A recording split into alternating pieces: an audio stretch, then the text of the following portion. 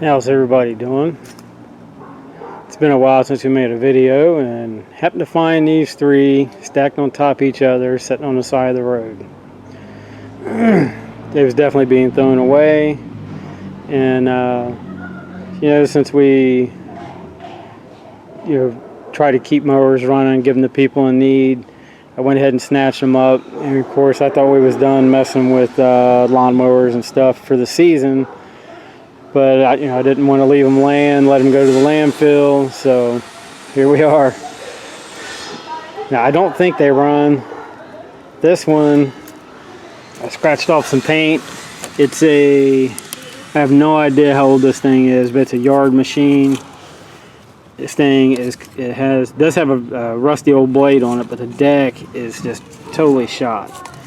There's nothing I can do with the deck, and the engine's missing a few pieces. It's missing the cable that runs up, to disengage and engage for the stop. Carburetor's missing a couple pieces. It's missing the fuel cap, and like no oil. And I have to apologize for the light. It's starting to get dark by the time I get home from work now.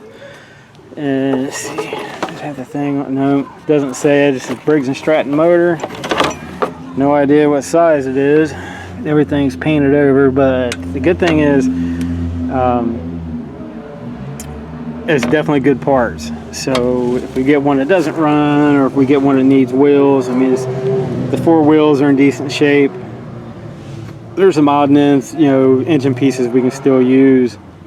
Like maybe the carburetor might actually be good. The head's good. It's missing a spark plug.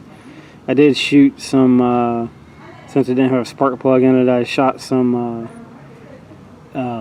lubricant into the cylinder and spun it around a couple times by hand. It feels like it's got compression, so you never know, it may run. But with this deck as shot as it is, I don't know if I'm going to have a way to actually start it, because it's rotted. You can see whoever had it, they put a piece of tin and some self-tappers on it, and the deck is rotted from the back wheel, all the way around the front. There's just a little piece right here still attached, then all the way around to this side still attached, and then clear back past the back wheel. It's just, this deck is history. And the other one's a 7.25 Poland Pro. This one turns over. It's complete. Doesn't look like any. I think it actually has the air filter in it still too. It's full oil. It's got old gas in it. It turns over, but when it's on a compression stroke, it likes to yank the cord out of your hand. So it's supposed to be an easy start. It doesn't have a primer ball or anything. You can see it's just check and go, or check and add, and you're ready to go. Never change the oil, just add it, and all that hoopla. But it's a pretty good motor. It should be 7.25 Briggs & Stratton. And this one, I don't know, I think I might have parts for it depending on what it needs. And the green one is a 6 1/4 Craftsman. This one turns over also, and this one turns over hard. So I don't know if it's if it has oil in it. So didn't want to try to start them yet because it's starting to get dark. And it looks like brand new oil in it. And had the old silver one with the bad deck. Didn't have a fuel cap. This one didn't have a fuel cap, and you can't see down in there. The other tank's clean. This one's definitely got debris in it, but it's complete. The spark plug and everything's on it. This one's got really nice tires. All four tires are real nice on it. And I believe with these two, I have two motors that do run. So if it came down to it, I could just do an engine swap and try to get them going and find somebody that needs them. The air filter was with this one. It's grimy, but it's there. And the green one, the wheels on this thing are like brand new, but they're complete. Because saying this one turns over hard, but it turns over, and then the yellow one is supposed to be one of them easy start deals. But when it turns, it's I don't know if it's something to do in the top or what, but when you go to turn it, it'll yank the cord out. But when we go to work on them, I'll show you. I'll make a video of it. You can see what I'm talking about. Somebody might have a better idea than me, but it just acts like when it's hit compression stroke that it's yank the cord straight out of your hand. And the silver one, I don't know.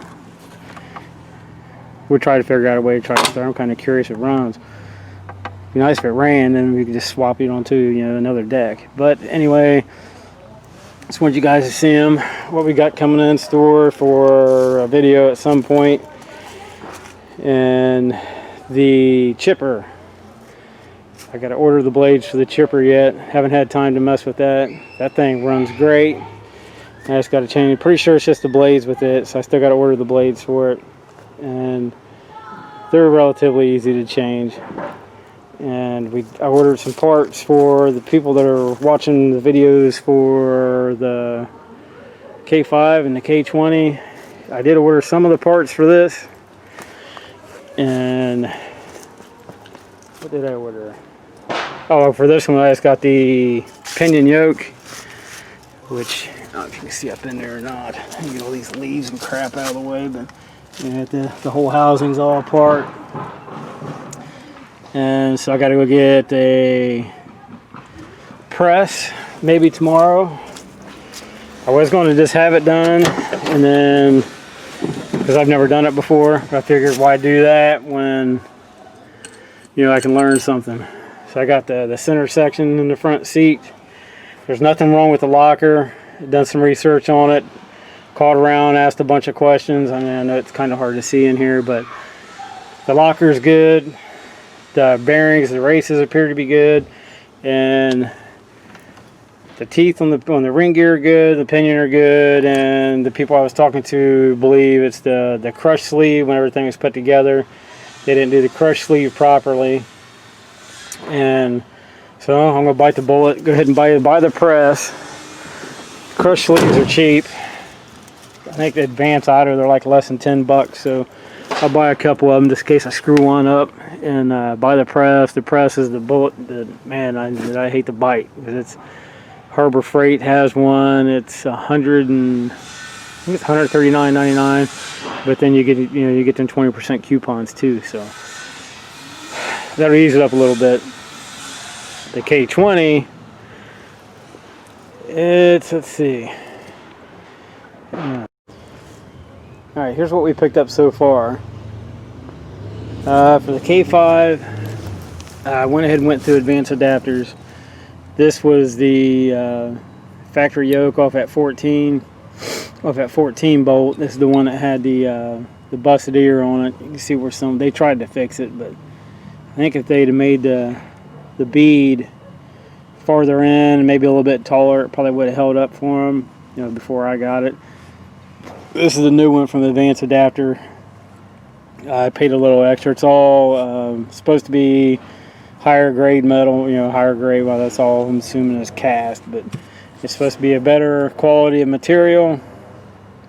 And instead of having the factory GM straps you usually see on the 14, which is, you know, this is one of the weakest links of the 14 bolt, is this goofy strap that GM came up with, and instead of sticking with the old design of the U-bolts. So I got the better quality yoke and the U-bolt design for to hold the dry shaft in place, and it came with a nut, a new pinion seal. So I still got to get the crush sleeve for it, and hopefully the bearings on the pinion are good. I won't know until I press it apart. And the K20, got to get it ready for the winter. And that thing has just been one of the slowest projects I've ever seen. But we got the new power steering belt, new alternator belt, bought the new master cylinder for it, and it was really weird. Well, I guess the truck is a 79, but the only place I could find it without having to jump through hoops was O'Reilly's, and it was actually fairly cheap. It was well, after the cord charge, it was only like $30, which I was really surprised. And everybody else, you had to order it, then you had to pay shipping on top of it because it was coming from the manufacturer, so I wasn't doing all that. But we got the upper, which one's this? No, I'm sorry, this is the lower radiator hose. Got it, upper radiator hose. So we got both radiator hoses, both belts. master cylinder for it, and the pinion yoke and the accessories for it. So that just leaves us with the crush sleeve, which they're dirt cheap, so I'll probably buy 2 in case I screw it up, and hopefully the pinion bearings are good so I won't have to worry about that. And if everything works out tomorrow, I will go to Harbor Freight, get the press, and get started on it, because we got, I think this weekend it's supposed to be super nice, which is really odd. And then well, Sunday I have to work, so anything I do I'm going to have to try to get done tomorrow, and we'll go from there. I definitely got to get the K20 good, you know, get it together, because it's definitely not prepped and ready for winter, and we're at the beginning of November, so we shall see. And I'll talk to y'all tomorrow when we get something together. Thanks for watching. And the mowers, I don't know if I'll mess with them tomorrow at all, because I'm like really in crunch time on getting these trucks done, especially the K5, since it was intentionally bought, it's supposed to be ready to rock and roll, and now I'm running into problems with it, so can't wait to get it out. And hopefully we get the K20 out, and I still got another part for the K20 I got to pick up, which I wasn't going to tell you guys what it was yet, because, you know, I'll show you once I get it, but you just won't believe how much I got it for, and we'll go from there. And we'll see what we got going on tomorrow, and hopefully we'll get something together. Thanks for watching, and I'll see you tomorrow.